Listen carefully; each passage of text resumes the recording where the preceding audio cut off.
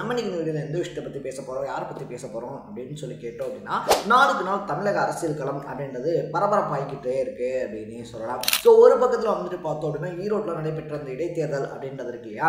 So அந்த நடந்த தேர்தலில் பார்த்தோம் அப்படின்னா திமுக வின் பண்ணி இதுதான் 2026க்கான எங்களுடைய முதல் படி அப்படின்னு சொல்லி அனௌன்ஸ் பண்ணிக்கிட்டு இருக்காங்க. இன்னொரு பக்கத்தில் வந்துட்டு பார்த்தோம் அப்படின்னா, அத்திக்கடவு அவிநாசி திட்டம் இருக்கு இல்லையா, அதை நிறைவேற்றுறதுக்கான ஒரு பாராட்டு விழா அப்படின்றது Edappadi Palaniswami நடத்தப்பட்டிருந்துச்சு.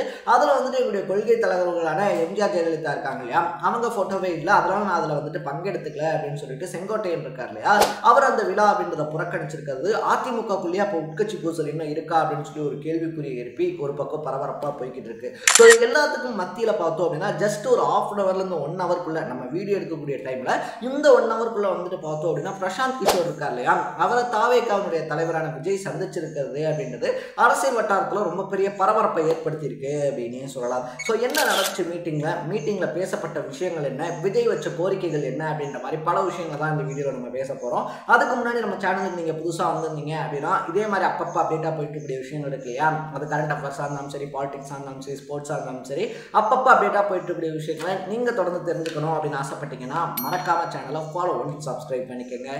So first of all இந்த மீட்டிங் அப்படின்றது வந்துட்டு பார்த்தோம் அப்படின்னா, விஜயினுடைய நீலாங்கரை வீடு இருக்கு இல்லையா, அங்கே தான் நடந்துச்சு அப்படின்னு சொல்லப்படுது. இந்த மீட்டிங்கில் வந்துட்டு பார்த்தோம் அப்படின்னா ரொம்ப பர்டிகுலரான பர்சன்ஸ் அப்படின்றவங்க தான் அட்டன் பண்ணியிருக்காங்க. ஸோ ஜான் ஆரோக்கியசாமி இருக்கார் இல்லையா, அவர், இன்னொரு பக்கத்தில் புஷி ஆனந்த், தலைவர் விஜய், அதுக்கப்புறமா வந்துட்டு பார்த்தோம் அப்படின்னா அந்த கூட்டத்தை ஏற்பாடு பண்ண ஆதவ் அர்ஜுனா அப்படின்னு வந்துட்டு சொல்கிறாங்க.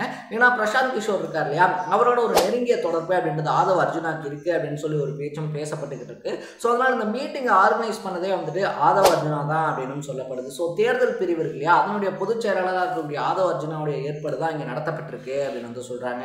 ஃபர்ஸ்ட் ஆஃப் ஆல் தெளிவாக சொல்லப்படக்கூடிய விஷயம் என்ன அப்படின்னு சொல்லி பார்த்தோம் அப்படின்னா, பிரசாந்த் கிஷோரை சந்திக்கிறதுக்கு விஜய் வந்துட்டு டைம் கேட்டாரு அப்படின்றத தாண்டி கட்சி அறிவிப்பு, கட்சிக்கான முதல் பொதுக்குழு இருக்கு இல்லையா, இப்போ கட்சிக்கான முதல் கூட்டம் இருக்கு இல்லையா, பொதுக்கூட்டம் இருக்கு இல்லையா, அந்த பொதுக்கூட்ட டைம்லேயே வந்துட்டு பார்த்தோம் அப்படின்னா பிரசாந்த் கிஷோர் தாவேகாவுடைய தலைவராக இருக்கக்கூடிய விஜயை சந்திக்கிறதுக்கான நேரம் கேட்டிருந்தாரு அப்படின்னு வந்துட்டு சொல்லப்படுது. அப்போ வந்துட்டு பார்த்தோம் அப்படின்னா பிஸி ஷெடியூலில் விஜய் இருந்ததுனால ஒரு பக்கம் படப்பணிகள், இன்னொரு பக்கத்தில் பார்த்தோம் அப்படின்னா முதல் பொதுக்கூட்டம் அப்படின்றதுனால பலகட்ட பரபரப்பு அப்படின்றது இருந்ததுனால சந்திக்க டைம் அப்படின்றது தரப்படலை. இப்போ அதனால வந்துட்டு பார்த்தோம் அப்படின்னா பிரசாந்த் கிஷோரை கூப்பிட்டு சந்திச்சிருக்காரு அப்படின்னு சொல்கிறாங்க. ஸோ இது எதை பற்றின சந்திப்பு அப்படின்னு சொல்லி பேசும்போது பார்த்தோம் அப்படின்னா, மார்ச் முதல் வாரம் இருக்கு இல்லையா, மார்ச் முதல் வாரத்துலேருந்தே பார்த்தோன்னா விஜய் தன்னுடைய அரசியல் பணி அப்படின்றத இன்னும் அழுத்தமாக தொடங்க இருக்காரு அப்படின்னு வந்துட்டு சொல்லப்படுது. என்னதான் வந்துட்டு கட்சி ஆரம்பிச்சிருந்தாலும் பொதுக்கூட்டத்தில் பேசியிருந்தாலும் வந்துட்டு மக்களை போய் சந்திக்கிறது அப்படின்றது இருக்கு இல்லையா. ஸோ இந்த பரந்தூர் பிரச்சனையாக இருந்தாலும் சரி, இல்லை இந்த வெள்ளம் விஷயமா இருந்தாலும் சரி, அதான் மக்களை சந்திச்சது அப்படின்றது வேற. பட் தன்னுடைய அரசியல் கூட்டமாக வந்துட்டு மக்களை போய் சந்திக்கிறது, தன்னுடைய அரசியல் கருத்துக்களை சொல்கிறதுக்காக மக்களை சந்திக்கிறது அப்படின்ற வேலையை விஜய் இன்னும் தொடங்கலை அப்படின்னு தான் சொல்லணும். ஸோ அந்த வேலையினுடைய முதல் படியாக தான் வந்துட்டு பார்த்தோம் அப்படின்னா, மார்ச் முதல் வாரத்துலேருந்து மக்களை சந்திக்கிறதுக்கான பொதுக்கூட்டங்கள் நடத்துறதுக்கு விஜய் முடிவு பண்ணியிருக்காரு அப்படின்னு சொல்றாங்க. ஸோ அந்த பொதுக்கூட்டங்கள் எப்படி இருக்கணும், மக்கள்கிட்ட எப்படி போய் கட்சியை கொண்டு போய் சேர்க்கறது அப்படின்றத பற்றி தான் இந்த விஷயம் இருக்கு இல்லையா, அதில் பேசப்பட்டுச்சு அப்படின்னு சொல்லப்படுது. ஏன்னா ஒரு பக்கத்தில் வந்துட்டு பார்த்தோம் அப்படின்னா, ஆல்ரெடி வந்துட்டு 2026 எலெக்ஷனுக்கு வந்துட்டு ஏடிஎம்கே இருக்காங்க இல்லையா, அவங்க வந்துட்டு பிரசாந்த் கிஷோரை வந்துட்டு லாக் பண்ணிட்டாங்க. போன டைம் டிஎம்கேக்கு ஒர்க் பண்ண பிரசாந்த் கிஷோர் வந்துட்டு பார்த்தோம் அப்படின்னா இந்த டைம் ஏடிஎம்கேக்கு ஒர்க் பண்ண போறாரு அப்படின்னு சொல்லிட்டு தான் பரபரப்பாக பேசப்பட்டிருந்துச்சு. இதுக்கு நடுவில் தான் வந்துட்டு பார்த்தோம் அப்படின்னா விஜயை இருக்கிறதுனால அப்போ தாவேகாக்கு வந்துட்டு பிரசாந்த் கிஷோர் வேலை பார்க்க போறாரா அப்படின்ற ஒரு கொஸ்டினும் எழுந்திருக்கு அப்படின்னு சொல்லலாம். ஸோ பிரசாந்த் கிஷோர் அப்படின்ற பேரை நம்மளாம் யாரும் அவ்வளோ சீக்கிரமாக மறந்துட மாட்டோம் அப்படின்னு தான் சொல்லணும். ஏன்னா ஃபர்ஸ்ட் ஆஃப் ஆல் வந்துட்டு பார்த்தோம் அப்படின்னா குஜராத்தில் வந்துட்டு முதலமைச்சராக இருந்த மோடி இருக்கார் இல்லையா, அவரை வந்துட்டு பார்த்தோம் அப்படின்னா பாஜகவுடைய முகமாக மாற்றினது பிரசாந்த் கிஷோர் தான் அப்படின்னே சொல்லலாம். ஏன்னா குஜராத்தில் வந்துட்டு 3வது முறையாக வந்துட்டு மோடியை ஜெயிக்க வைக்கிறார் முதலமைச்சராக. அதுக்கப்புறமா தேசிய தலைமை அவரை பிரதம வேட்பாளராக ஆக்கும்போது பார்த்தோம் அப்படின்னா அவரை குஜராத் மாடல் அப்படின்ற ஒரு பேர் வச்சு பார்த்தோம்னா இந்தியா முழுக்க பிரபலப்படுத்தினதுல பிகே அப்படின்னு சொல்லக்கூடிய பிரசாந்த் கிஷோர் இருக்கார் இல்லையா, அவருக்கு ரொம்ப பெரிய பங்கு இருக்கு அப்படின்னே சொல்லலாம். ஸோ அப்படி அவர் வந்துட்டு பார்த்தோம் அப்படின்னா பாஜகவினுடைய முக்கிய தலைவர்கள்லாம் இருந்தாலும் பாஜகவே மோடி தான் அப்படின்ற மாதிரி ஒரு முகத்தை உருவாக்குனது பிகே தான்.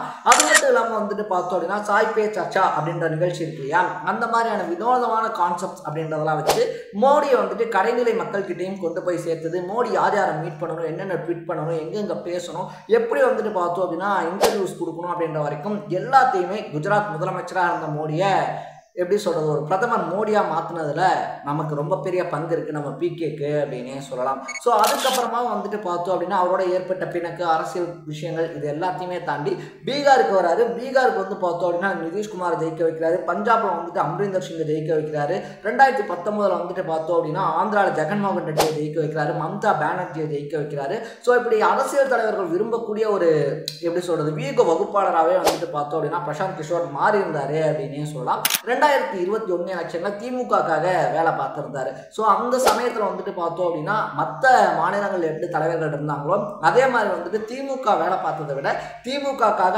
ஐபேக் நிறுவனம் இருக்கு இல்லையா அவங்க வேலை பார்த்தது அப்படின்றது தான் ரொம்ப அதிக அளவில் இருந்துச்சு அப்படின்னே சொல்லலாம். அவங்க அந்த அளவுக்கு எஃபோர்ட் அப்படின்றதையும் போட்டிருந்தாங்க. ஸோ இப்படி வந்துட்டு ஐபேக் நிறுவனத்தின் மூலமா எக்கச்சக்கமான அரசியல் வியூக வகுப்பாளர்களுக்கு வந்துட்டு பார்த்தோம் அப்படின்னா அடுத்த கட்ட வியூக வகுப்பாளர்களை உருவாக்குறது அது மட்டும் இல்லாமல் பல முக்கிய கட்சிகளுக்கு வியூகங்களை வகுத்து கொடுக்கறது அப்படின்ற வேலையை பார்த்துட்டு இருந்த பிரசாந்த் கிஷோர் இப்போ விஜயை சந்திச்சிருக்கிறது அப்படின்றது வந்துட்டு அரசியல் காலத்தில் ரொம்ப பெரிய பரபரப்பாக பேசப்பட்டிருக்கு. மேபி அவங்களுக்குள்ள அந்த அக்ரிமெண்ட் இருக்கு இல்லையா வரக்கூடிய 2026 டிவிக்காக வந்துட்டு பிரசாந்த் கிஷோர் வேலை செய்யணும் அப்படின்ற அந்த ஒரு அக்ரிமெண்ட்டுக்கான முதல் ஒரு கலந்துரை கூட்டமாக தான் வந்துட்டு இது பேசப்படுது அப்படின்னு சொல்றாங்க. ஸோ பிரசாந்த் கிஷோர் வந்துட்டு பார்த்தோம் அப்படின்னா ஜன் சுராஜ் அப்படின்னு சொல்லிட்டு ஆல்ரெடி பீகாரில் ஒரு கட்சியை தொடங்கி நடத்திக்கிட்டு இருக்காரு.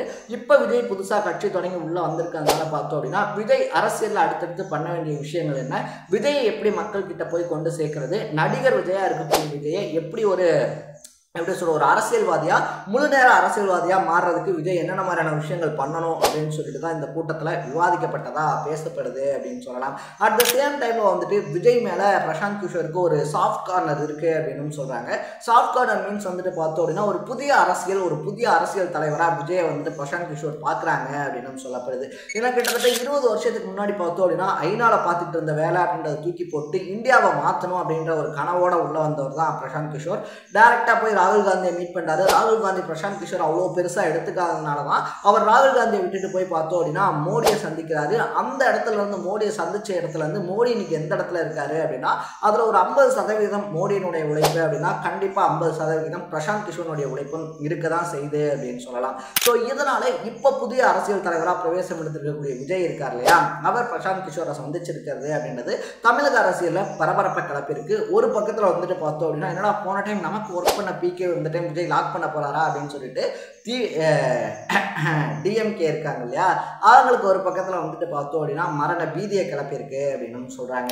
ஸோ நீங்க விஜய் பிரசாந்த் கிஷோரை மீட் பண்ணதை பத்தி என்ன நினைக்கிறீங்க அப்படின்றத கமெண்ட்ல போட்டு இதே மாதிரி அப்பப்போ அப்டேட்டாக போயிட்டு இருக்கக்கூடிய விஷயங்கள் அது கரண்ட் அஃபேர்ஸாக இருந்தாலும் சரி பாலிடிக்ஸாக இருந்தாலும் சரி ஸ்போர்ட்ஸாக இருந்தாலும் சரி அப்பப்போ அப்டேட்டாக போயிட்டு இருக்கக்கூடிய விஷயங்களை நீங்க தொடர்ந்து தெரிஞ்சுக்கணும் அப்படின்னு ஆசைப்பட்டீங்கன்னா மறக்காம சேனலை ஃபாலோ பண்ணி சப்ஸ்கிரைப் பண்ணிக்கோங்க. நாளைக்கு இதே மாதிரி இன்னொரு இன்ட்ரெஸ்டிங்கான வீடியோட சந்திக்கலாம். Tata bye by.